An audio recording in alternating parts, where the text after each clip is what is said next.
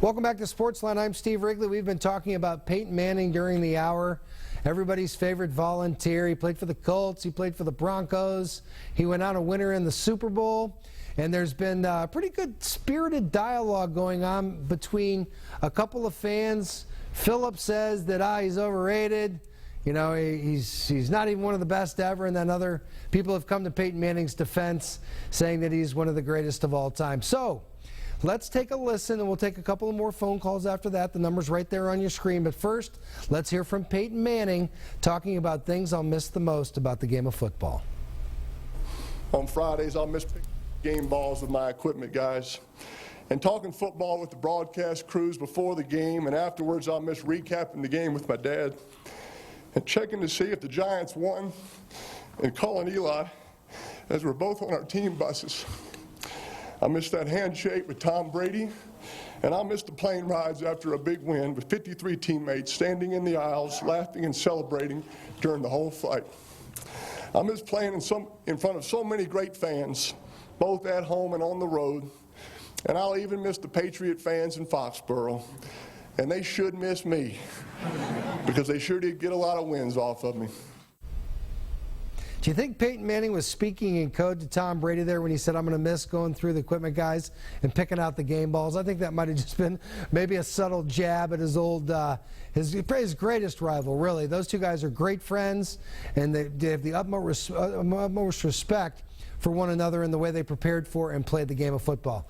Against my better judgment, we're going to go back to Philip here on line 2. Philip, you got 30 seconds. Tell me what you think about what everybody's been saying, Philip. Well, look, I can't change people's minds, and I don't want to. I have my opinion, and they have theirs. I think he's overrated. But the press conference itself was so far over the top. You think his press conference was overrated? I love it. You think Peyton Manning's press conference was overrated? You had to RSVP to get into that press conference. That's how big it was. Over the top, man. Philip, I've never been as committed or focused to anything as Peyton Manning was, or a guy that just plays for 6 games in the NFL. Do you know what it takes to do what he did for 18 years? To play the game of football? When he was doing it on fumes the last 4, you and I wouldn't be getting out of bed if we had the injuries that he had. It wasn't over the top, man. It was genuine. It was sincere.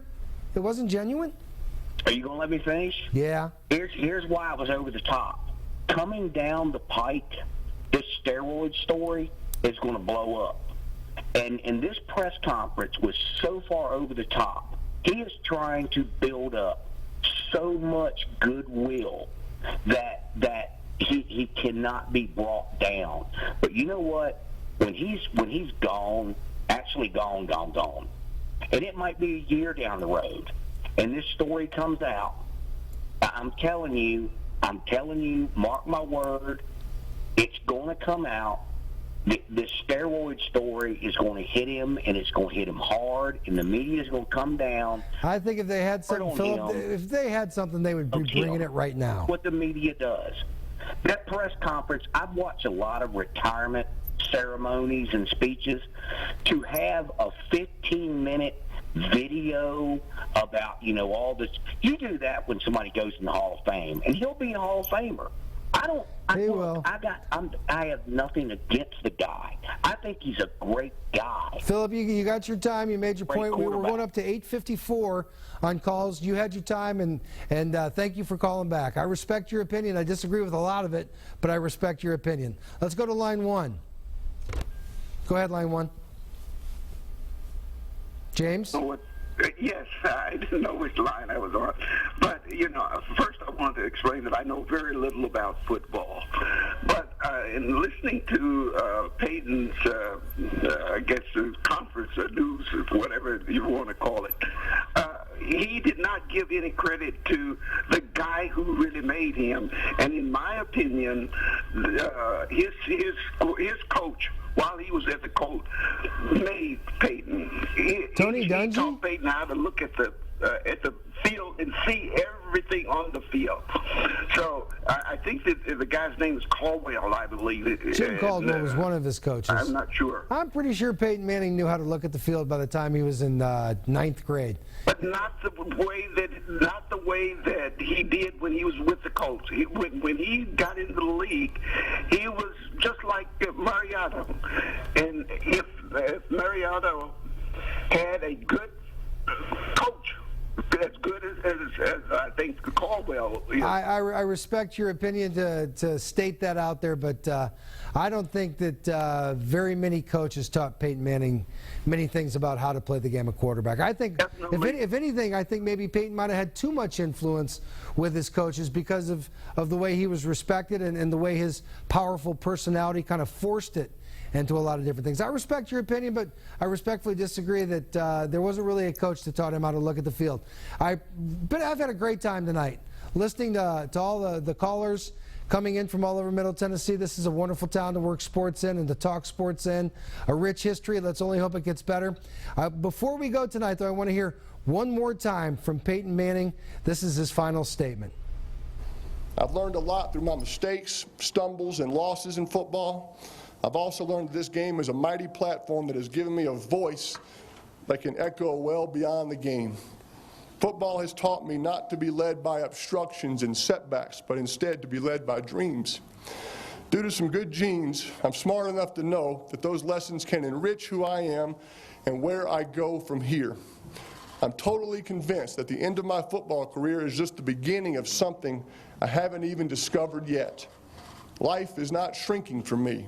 It's morphing into a whole new world of possibilities.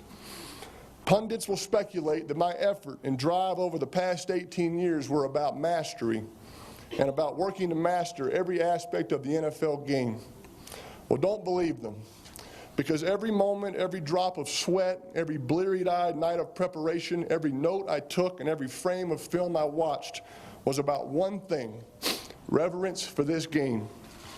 When I look back on my NFL career, I'll know without a doubt that I gave everything I had to help my teams walk away with a win. There were other players who were more talented, but there was no one who could out-prepare me. And because of that, I have no regrets. There's a scripture reading, 2 Timothy 4:7. I have fought the good fight, and I have finished the race. I have kept the faith. Well, I've fought a good fight. I've finished my football race. And after 18 years, it's time. God bless all of you, and God bless football.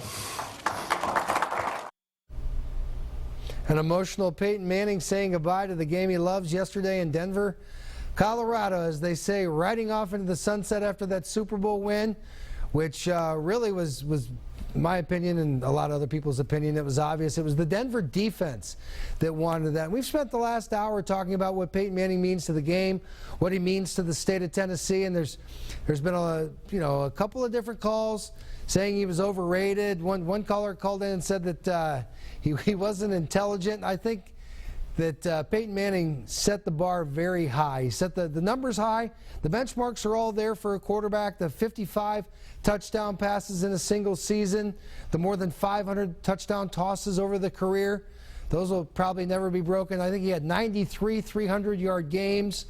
The one thing he never did, he never threw a touchdown pass in an overtime game. Probably didn't need to. Probably got him right down there in position, and he had one of the most accurate field goal kickers in NFL history, Adam Vinatieri, to take care of that. So Peyton Manning rides off with 200 career wins. We'll be back on SportsLine right after this.